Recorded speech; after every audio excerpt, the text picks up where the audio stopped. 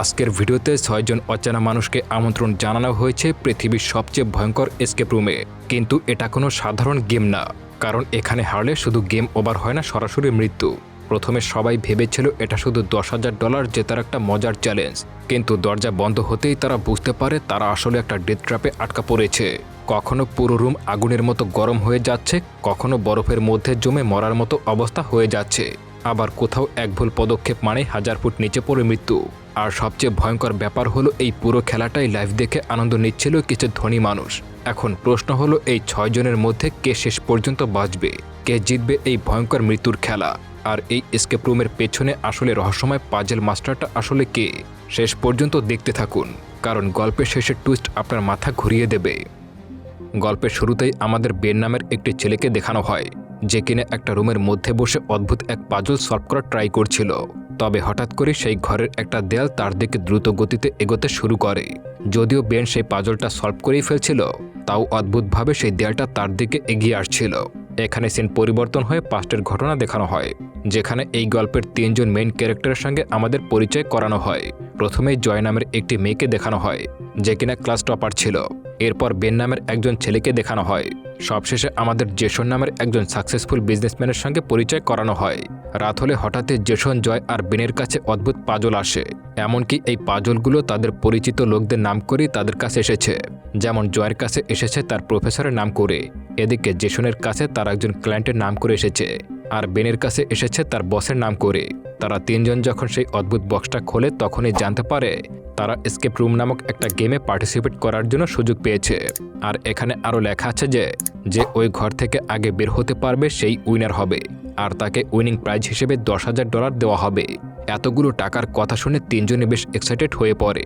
তাই পরের দিন তারা 3 জনে সেই পাজলে দেওয়া অ্যাড্রেস খুঁজে বের করে বিল্ডিংয়ের সামনে এসে হাজির হয়। সেই জায়গায় তাদের মতো আরও কয়েকজন লোকেরা এসে ওয়েট করছিল। এখানে জানা যায় এই গেমটিতে মোট 6 জন পার্টিসিপেট অংশগ্রহণ করবে। সেখানে আমান্ডা নামের একজন মেয়েকে দেখানো হয়, যে কিনা একজন এক্স মিলিটারি। পাশেই ড্যানি নামের একটি ছেলেকে দেখানো হয়, যে রাত দিন গেম নিয়ে পড়ে থাকত। সবশেষে মাইক নামের একজন লোককে দেখা যায়, আর মাইক ছিল সেখানে আসা সবার মধ্যে বয়স্ক। পাশে থাকা একটা ক্লাসরুমে একজন লোক বসেছিল, সে তাদের সবাইকে ওয়েট করতে বলে। এই সুযোগে সেখানে থাকা সবাই একে অপরের সঙ্গে পরিচিত হয়ে নেয়। সেখানে ড্যানি জানায় যে সে এই এসকেপ রুমের গেমটা বেশ কিছুদিন ধরেই খেলছে, তাই সে এখন এই খেলায় বলতে গেলে এক্সপার্ট হয়ে গেছে। ড্যানি সবাইকে বলে এই গেমের একটাই নিয়ম, আর সেটা হলো সময়ের মধ্যে রুম থেকে বের হতে হবে। না বের হতে পারলে সেই গেম থেকে বাইরে চলে যাবে। তবে সেখানে থাকা সবাই তো গেমের মাস্টার আসার জন্য ওয়েট করছিল, যাতে শেষে তাদের গেমের নিয়মটা ভালোমতো বুঝিয়ে বলতে পারে। তবে বেশ কিছু সময় ওয়েট করার পরও সেখানে কেউ আসে না। তখন বেন বিরক্ত হয়ে বাইরে যেতে চায় স্মোক করতে, তবে দরজা খুলতে গেলেই হুট করে সেই দরজার লকটা ভেঙে যায়। এরপর সবাই তার কাছে এগিয়ে গেলে সেখানে একটা কম্ব্যাট লক দেখতে পায়।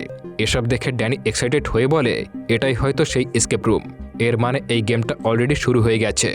ড্যানি সবাইকে বলে এখন আমাদের প্রথম কাজ হলো এখান থেকে ক্লু খুঁজে বের করা। সেটা হতে পারে কোনো পাজল সলভ করা, নয়তো কোনো হিন্টস। এ কথা শুনে সবাই ক্লু খুঁজতে লেগে পড়ে। হঠাৎ করে মাইক একটা বই খুঁজে পায়, যেটা খুলতেই সেখানে একটা স্ক্রুড্রাইভার আর একটা কোড লেখা দেখতে পায়। জয় গিয়ে সেই কোডটাকে দরজার সামনে সেই লকে এন্টার করে দেয়। তবে এতে করে মুহূর্তের মধ্যেই সেই রুমের সিলিং একেবারে হিটার কনভার্ট হয়ে যায়। এতে করে ওই রুমের তাপমাত্রা ধীরে ধীরে বাড়তে শুরু করে। তবে সবাই এই বিষয়টাকে তেমন গুরুত্ব না দিয়ে সোজা চলে যায় ম্যানেজারের রুমের কাছে। তবে এই রুমে প্রবেশ করতেই তারা একেবারে শকড হয়ে যায়, কারণ সেখানে তো কোনো মানুষই নেই, সেখানে একটা পুতুল রাখা আছে। আর এবার সেই রুমের দেয়াল থেকে গরম বাতাস বের হতে শুরু করে, সেই সঙ্গে পুরো রুমটির চারপাশ লক হয়ে যায়। আর এইসব দেখার পর এবার সবাই ভীষণ ঘাবড়ে যায়। আর এবার এত গরম থেকে নিজেদের প্রাণ বাঁচানোর জন্য সবাই সেখান থেকে বেরোনোর জন্য উঠে পড়ে লাগে। তবে চারপাশটা বন্ধ অবস্থায় থাকায় সেখান থেকে কেউ বের হতে পারছিল না। হঠাৎ করে জয়ের চোখ পড়ে দেয়ালে লেখা একটা ক্লুর দিকে। সেখানে লেখা ছিল ডক্টর উটানেও বলে কোস্টারকে সবসময় ইউজ করো। এটা দেখে সে দ্রুত কোস্টারকে প্রেস করে। এতে করে ওই রুমের মধ্যে একটা ভেন্টিলেশন মেশিন ওপেন হয়ে যায়। আর এবার তারা ওই রুম থেকে বেরোনোর একটা রাস্তা খুঁজে পেয়ে যায়। তবে সমস্যা হলো এখানে 6টা কোস্টার বাটন ছিল, আর সেখান থেকে বের হতে হলে তাদেরকে ওই 6টা বাটনই প্রেস করে রাখতে হবে। তবে তাও কোনোভাবে তারা একে একে ভেন্টিলেশন দিয়ে ওপারে যেতে শুরু করে। এমনি করে তারা সবাই গেলেও শুধু জয় একাই থেকে যায়। তবে জয় বুদ্ধি করে গ্লাসে পানি ভরে কোস্টার বাটনের উপর রেখে দেয়। এভাবে তারা কোনো মতে সেই ভেন্টিলেশন পার হয়ে অন্য পাশে চলে আসে। এসব দেখে আমান্ডা রেগে বলে এই গেম তো পাগলামি ছাড়া আর কিছুই নয়। এসব বলে সে একটা সিসিটিভির সামনে গিয়ে বলে, আমি আর এই গেমে থাকতে চাই না, আমাকে এখনই এখান থেকে বের করুন। কিন্তু তার এই কথার কোনো রেসপন্সই আসে না। তাছাড়া তারা সবাই যেহেতু এই বিল্ডিংয়ে ঢোকার সময় কাউন্টারে নিজেদের ফোনগুলো জমা দিয়ে এসেছিল, তাই চাইলেও তারা এখন কারোর সঙ্গে কন্ট্যাক্ট করতে পারবে না। তবে ড্যানি সবাইকে শান্ত করে বলে, এসব নিয়ে এত কেন ভাবছো, এটা তো শুধু একটা গেম, আমরা এর সামনের কিছু স্টেপ ফলো করতে পারলে গেমটা জিতে যাব। এরপর সবাই যখন এই রুম থেকে বাইরে বের হয় তখন তারা দেখে অবাক হয়ে যায়। তারা দেখতে পায় এটা আলাদা একটা জায়গায় এসে পড়েছে। সেখানকার আবহাওয়া এতটাই ঠান্ডা যে অনবরত বরফ পড়ছিল, তার উপরে তাপমাত্রা আরও নিচের দিকে নামতে শুরু করছিল। তাদের মধ্যে ড্যানি সাহস করে সামনের দিকে এগোতে থাকে, তবে হঠাৎ করেই একটা অদৃশ্য দেয়ালের সঙ্গে ধাক্কা খেয়ে পড়ে যায়। এটা দেখে সবার বুঝতে বাকি থাকে না যে তাদের সামনে আরও কোনো বড় বিপদ অপেক্ষা করে আছে। প্রতিটা মুহূর্তে সেখানকার তাপমাত্রা নিচে নামতে শুরু করে, আর এবার সেই ভয়াবহ ঠান্ডায় সবাই কাঁপতেও শুরু করে। সামনে তারা একটা জ্যাকেট আর একটা দরজা খুঁজে পায়, কিন্তু সেই দরজাটা খোলার জন্য এখন তাদের চাবির দরকার। অনেক সময় খোঁজাখুঁজি করার পর তারা একটা বক্স খুঁজে পায়, আর সেটার মধ্যেই সেই চাবিটা রয়েছে। কিন্তু বক্সটা একেবারে বরফে জমে গিয়েছিল, আর এই ঠান্ডায় তারা কিছুতেই সেটা ভেঙে চাবি বের করতে পারছিল না। এতে করে এবার জেসন বেনের কাছে থাকা সেই লাইটারের ব্যাপারে জিজ্ঞাসা করে, তবে এখানে বেন একটু ভাব দেখে লাইটারটা ছুঁড়ে মারে। ড্যানি সেটা আনতে এগোলে হুট করে সেই বরফ ভেঙে পানির নিচে পড়ে যায়, আর সেখানে পানির স্রোত অনেক বেশি থাকার কারণে কিছু সময়ের মধ্যেই ড্যানি অনেক দূরে ভেসে যায়। সেখানে থাকা বাকিরা অনেক চেষ্টা করেও কিছুতেই তাকে খুঁজে পায় না, আর ড্যানি সেখানে মৃত্যু হয়ে যায়। ড্যানির মৃত্যুতে সবাই বেনের উপরে ভীষণ রাগ করে। তারা সবাই ভাবছিল বেনের এই ভাব দেখানোর কারণে ড্যানি প্রাণ হারিয়েছে। এর মধ্যেই জ্যাসন সবাইকে থামিয়ে বলে, এখন নিজেদের মধ্যে ঝগড়া করলে চলবে না, এখন আমাদের বরফ থেকে সেই চাবিটা বের করতেই হবে, সেটা না হলে আমাদের অবস্থাও ড্যানির মতো হয়ে যাবে। আর এবার উপায় না পেয়ে সবাই নিজেদের শরীরের তাপমাত্রার সাহায্যে সেই চাবিটাকে বরফ থেকে বের করার চেষ্টা শুরু করে। নিজেদের শত কষ্ট হলেও সবাই মিলে সেই চাবিটা বের করার জন্য বরফের উপর হাত রাখতে শুরু করে। এমনকি তারা সেখানে যে জ্যাকেটটা পেয়েছিল সেটা একে একে নিজেদের মধ্যে ভাগাভাগি করে পড়তে শুরু করে, যাতে করে তাদের মধ্যে কেউ এই ভয়াবহ ঠান্ডায় প্রাণ না হারায়। এমনি করে বেশ কিছুক্ষণ চেষ্টার পর তারা চাবিটাকে সেই বরফ থেকে বের করতে সক্ষম হয়। এরপর সেই চাবিটা দিয়ে সামনে লকারটা ওপেন করে ফেলে, আর চাবি এন্টার করতেই হঠাৎ করে সেখানকার টেম্পারেচার কমতে শুরু করে, আর সেখানকার বরফগুলো দ্রুত ভাঙতে শুরু করে। এতে করে সবাই প্রাণ বাঁচিয়ে কোনোভাবে অন্য একটা রুমে এসে ঢুকে যায়। তবে সেই রুমে ঢোকার পরে সবাই অবাক হয়ে যায়, কারণ পুরো রুমটাই একেবারে উল্টো, মানে সিলিংয়ের জায়গায় ফ্লোর আর ফ্লোরের জায়গায় সিলিং। এর মধ্যেই আচমকা সেই রুমের মধ্যে একটা বিকট আওয়াজ হয়। সবাই লক্ষ্য করে এই রুমের একটা অংশ নিচে দেবে গেছে। তবে সবচেয়ে ভয়াবহ ব্যাপার হলো এই ফ্লোরের নিচে একেবারে ফাঁকা, তাই কেউ যদি এই গর্তের মধ্যে পড়ে যায় তাহলে তার মৃত্যু নিশ্চিত। এতে করে প্রাণ বাঁচাতে সবাই দ্রুত সেই রুমের একেবারে দেয়াল ঘেঁষে দাঁড়ায়। এরই মধ্যে জেসনের লক্ষ্যে পড়ে সেখানে থাকা লকারবিহীন একটি দরজার দিকে। এদিকে মাইক ওপর থেকে একটা পুল গেম সাজানো দেখতে পায়, আর সেখানে ৮ নম্বর বলটা মিসিং ছিল। এরই মধ্যে আমান্ডা দেয়াল দিয়ে ওপরের একটা লকারের কাছে পৌঁছে যায়, তবে সেই লক খোলার জন্য তাদের একটা কোড প্রয়োজন ছিল। এদিকে জয় তার ট্যালেন্ট ইউজ করে সেখানে থাকা একটা পাজল সলভ করে সেখানে একটা কোড বের করে ফেলে, আর সেই কোডটা আমান্ডাকে জানিয়ে দেয়। তবে এতেও কোনো কাজ হয় না, উল্টো জয় নিচের ফ্লোর থেকে পড়ে যায়। তবে তখনই জেসন তাকে দ্রুত উপরে টেনে তুলে আনে। এরই মধ্যে হুট করে সেই ঘরের আর একটা অংশ নিচে পড়ে যায়। এসব দেখে জয় সবাইকে জানায় এই রুমটা তো উল্টো, তাই হয়তো এই কোডটা উল্টো হতে পারে। এটা করে আমান্ডা দ্রুত সেই কোড নম্বরটা উল্টো করে এন্টার করে দেয়। এতে করে সাথে সাথে সেই লকারটা খুলে যায়, আর সেখানে আমান্ডা ৮ নম্বর বলটা পেয়ে যায়। আর বাকিরা সবাই সেই দরজার কাছে গিয়ে জড়ো হয়। আমান্ডা সেই বলটা নিয়ে দরজার দিকে এগোতে শুরু করে, কিন্তু হঠাৎ করে তার পকেট থেকে বলটা নিচে পড়ে যায়। তাই সে দ্রুত নিচে ঝাঁপ দেয় বলটা নেওয়ার জন্য। তবে সেখানে আরও একটা বিকট আওয়াজ শুরু হয়ে যায়। এতে আমান্ডা দ্রুত বলটা জেসনের দিকে ছুঁড়ে মারে। তবে ততক্ষণে আমান্ডা নিচে থাকা ফ্লোরটা তার পায়ের নিচ থেকে সরে যায়। তবে আমান্ডা কোনোভাবে সেখানে ঝুলে থাকা একটা টেলিফোনের তার ধরে ফেলে। সে অনেক চেষ্টা করেও কিছুতেই ওই দরজার কাছে আসতে পারছিল না, আর একটা সময় তার হাত থেকে সেই তারটা সরে যেতে সে নিচে পড়ে যায়। আর বাকিরা উপায় না পেয়ে সেই পাজল সলভ করে অন্য রুমে চলে যায়। তবে সেই রুমটা ছিল বেশ অদ্ভুত, একেবারে হাসপাতালের মতো। এমনকি সেখানে ৬ জনের জন্য ৬টা বেড রাখা আছে। আর এখানে আসল সত্যটা জানা যায় যে কেন শুধুমাত্র ৬ জনকেই এই গেমে নেওয়া হয়েছে। আর এখানে তারা সবাই জানতে পারে যে যেই লোক তাদেরকে গেমে অ্যাড করেছে সে এমন লোকদেরকে খুঁজছিল যারা কিনা কোনো না কোনো দিন অ্যাক্সিডেন্ট করেছিল, তবে সৌভাগ্যবশত প্রাণ ফিরে পেয়েছে, ঠিক যেমনটা জয়ের সঙ্গে হয়েছিল। সে একদিন তার মায়ের সঙ্গে ফ্লাইটে থাকাকালীন সময় ক্রাশ করেছিল, আর সেখানে সবাই মারা গেলেও জয় বেঁচে গিয়েছিল। আর বেন, যে কিনা একদিন তার ফ্রেন্ডদের সঙ্গে গাড়িতে ঘুরছিল, সে কার অ্যাক্সিডেন্ট করেছিল কিন্তু সবাই মারা গেলেও সে বেঁচে যায়। আর বাকিরাও ঠিক একইভাবে কোনো না কোনো অ্যাক্সিডেন্ট হলেও সৌভাগ্যবশত বেঁচে গিয়েছিল। আর যে এই গেমটা বানিয়েছিল সেটা দেখতে চেয়েছিল যে এই 6 জন সৌভাগ্যবানের মধ্যে কার কপাল বেশি ভালো, যে কিনা এখান থেকে বেঁচে ফিরতে পারে। সব তথ্য দেখে তারা বুঝে যায় যে এই গেম মেকার তাদের খুব পরিচিত, তাদের সবার ব্যাপারে সে খুবই ভালো জানে। এর কারণ হলো তারা সবাই অ্যাক্সিডেন্টের পর ঠিক যেমন বেডে শুয়েছিল, এই রুমের বেডগুলো ঠিক অবিকলভাবে সেই মতো ডেকোরেট করা আছে। তারা বলাবলি করে হয়তো এই গেম মেকার নামটাও উটানি হতে পারে, কারণ গেমে অনেকবার এই নামটা শো করা হয়েছিল। এরই মধ্যে হুট করেই সেই রুমে লাগানো একটা স্ক্রিনে কাউন্টডাউন শুরু হয়ে যায়। এর মানে এই রুম থেকে বের হওয়ার জন্য তাদের হাতে মাত্র 5 মিনিট সময় আছে, নয়তো 5 মিনিট শেষ হয়ে গেলে এই রুমে বিষাক্ত গ্যাস ছড়িয়ে দেওয়া হবে। এটা বুঝতে পেরে সবাই দ্রুত কাজে লেগে পড়ে এই রুম থেকে বেরোনোর জন্য। একটা পর্যায়ে তারা সেখানে একটা ইসিজি মেশিন খুঁজে পায়। এটা দেখে জেসন বলে হয়তো কোনো মানুষের ফার্স্ট হার্টবিটের শব্দে এই লকারটা খুলতে পারবে। এটা করার জন্য সে মাইককে ফোর্স করতে শুরু করে। মাইক রাজি না হলেও সে জোর করে এটা করায়। এতে করে কোনো লাভ তো হয় না, উল্টো সেখানেই মাইকের মৃত্যু হয়ে যায়। এদিকে সময় শেষ হয়ে যাওয়ায় রুমে অনবরত বিষাক্ত গ্যাস ছড়িয়ে পড়তে শুরু করে। এবার জেসন ভাবে হয়তো হার্টবিট না বাড়িয়ে যদি কমিয়ে দেখা যায় তাহলে হতে পারে, এতে কোনো দরজা খুললেও খুলতে পারে।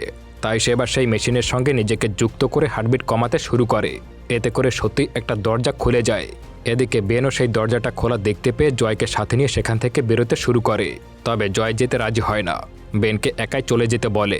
এই কথা শুনে বেন সেখান থেকে অন্য রুমে চলে যায়, আর জয় সেখানে জ্ঞান হারিয়ে পড়ে যায়। এরই মধ্যে জেসনও আসে এবং সেও দরজা দিয়ে অন্য পাশে চলে যায়। এরপর বেন আর জেসন অন্য একটা রুমে গিয়ে পড়ে, আর বাকি রুমের মতো এই রুমেও একটা দরজা খুঁজে পায়। এরপর তারা দুজন মিলে টেনে সেই দরজার মুখটা খুলে ফেলে। এতে করে সেই দরজায় লাগানো অদ্ভুত এক কেমিক্যালে তাদের হাত লেগে যায়। এরপর দরজা সরাতেই তারা সেখানে একটা লেখা দেখতে পায়। সেখানে লেখা ছিল বাঁচতে হলে এই ঘরে লুকাও আর অ্যান্টিডোট খুঁজে বের করো। আর কিছুক্ষণ পর বেন সেখানে অ্যান্টিডোট খুঁজে পেয়ে যায়, কিন্তু সেটা মাত্র একজনই ব্যবহার করতে পারবে। এটা দেখে জেসন নিজেকে বাঁচানোর জন্য বেনের উপরে হামলা করে সেই অ্যান্টিডোট নেওয়ার জন্য। তবে লড়াইয়ের এক পর্যায়ে বেন কোনোভাবেই বুদ্ধি করে সেই অ্যান্টিডোটটা নিজের শরীরে ইনজেক্ট করে দেয়, আর জেসন সেই কেমিক্যালের কারণে সেখানেই প্রাণ হারায়। অন্যদিকে জয়কে সেই ফ্লোরে অজ্ঞান অবস্থায় পড়ে থাকতে দেখতে পাওয়া যায়। এরই মধ্যে সেই রুমে সেফটি স্যুট পরা দুজন লোক প্রবেশ করে, আর একে অপরের সঙ্গে এখানে মৃতদেহটি খুঁজে বের করার কথা বলে।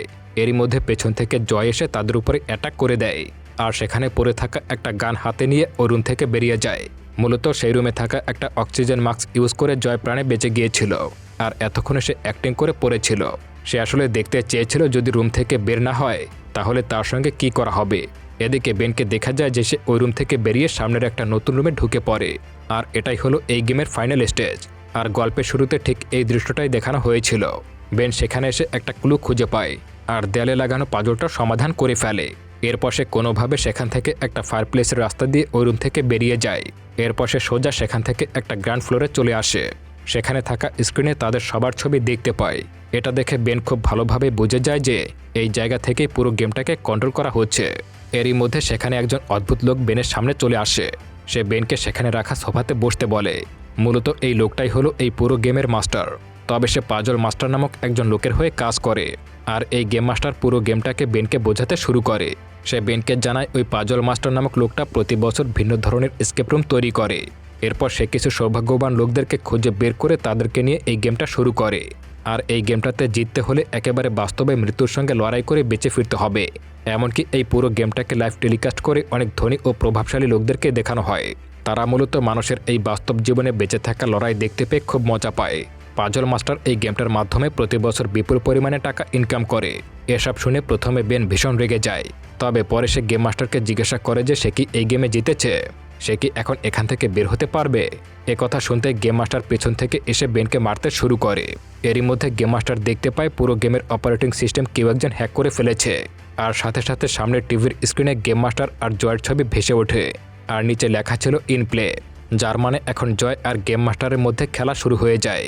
এরই মধ্যে পেছন থেকে জয় এসে গেম মাস্টারকে শ্যুট করে মেরে ফেলে, আর এবার শেষমেশ জয় আর বেন এই গেমটাতে উইন হয়ে তারা দুজনেই দ্রুত এই বিল্ডিং থেকে বের হয়ে যায়। এরপর জয় বেনকে নিয়ে সোজা চলে যায় হাসপাতালে। এরপর জয় পুলিশকে গিয়ে পুরো ঘটনাটা খুলে বলে। এরপর সে পুলিশ অফিসারের সঙ্গে সেই বিল্ডিংয়ে চলে যায়। তবে সেখানে গিয়ে জয় অবাক হয়ে যায়, কারণ অল্প কিছু সময়ের মধ্যেই সবকিছু কেমন যেন চেঞ্জ হয়ে গেছে। সেখানকার দেয়ালে জয় নো ওয়ে আউট লেখা দেখতে পায়, আর সেটাকে উল্টে দিলে উটানি বা পাজল মাস্টারের নামটা রিভিল হয়ে যায়। জয় সেখানে থাকা পুলিশদেরকে বোঝানোর অনেক চেষ্টা করে যে তাদের সবাইকে এই বিল্ডিংয়ের মধ্যেই ফাঁসানো হয়েছিল। সেই সাথে আরও জানায় যে কয়েকজন সঙ্গী এই গেমের মধ্যে মারা হয়েছে, কিন্তু প্রমাণ নেই দেখে অফিসাররা জয়ের কোনো কথাই বিশ্বাস করছিল না। এরপর দেখতে দেখতে প্রায় 6 মাস পার হয়ে যায়। এরপর হঠাৎ করেই একদিন তারা দুজনে একটা রেস্টুরেন্টে এসে হাজির হয়। সেখানে দুজনই নিজেদের লাইফ নিয়ে কথা বলছিল। একটা পর্যায়ে জয় বেনকে তার রিসার্চ ফাইল দেখায়। এটা জানায় যে এতদিন ধরে সে ওই গেমের বিষয়ে রিসার্চ করেছে, আর সে ওইসব লোকদের ঠিকানাও খুঁজে বের করে ফেলেছে যারা ওই গেমের সঙ্গে জড়িত আছে। আর এবার সে পাজল মাস্টারের মুখোশ সবার সামনে বের করতে চায়। সেই সাথে তার সেই বন্ধুদের মৃত্যুর বদলাও নিতে চায়। সবচেয়ে বড় ব্যাপার হলো সে এই মৃত্যুর খেলা একেবারে চিরদিনের জন্য বন্ধ করতে চায়। আর তার জন্য তাদেরকে ফ্লাইটে করে সেই বিল্ডিংয়ে যেতে হবে।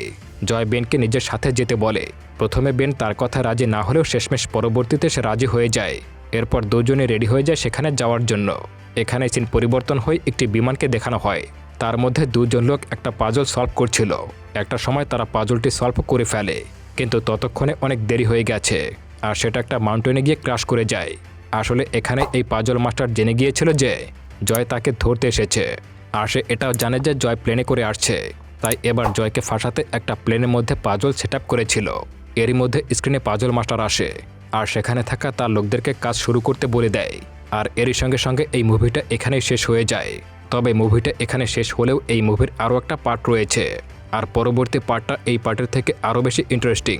আপনারা যদি দেখতে চান অবশ্যই বেশি বেশি কমেন্ট করে আমাকে জানিয়ে দিন।